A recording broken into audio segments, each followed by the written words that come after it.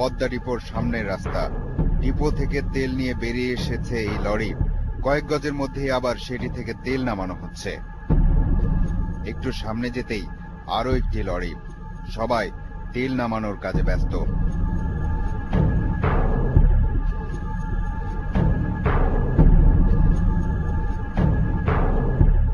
একটু সামনেই tank lorry terminal. Depot থেকে বের হবার পর প্রায় প্রতিটি লরির ড্রাইভার আর হেল্পাররা এখানে তেল বিক্রি করে যায়। লরি থামলেই সবাই তেল নামানোতে ব্যস্ত হয়ে পড়ে। তেলগুলো নিয়ে ড্রামে রাখা হচ্ছে। বিমানের তেল, শুধু বিমানের তেল নয়, ডিজেল, অকটেন, পেট্রোল।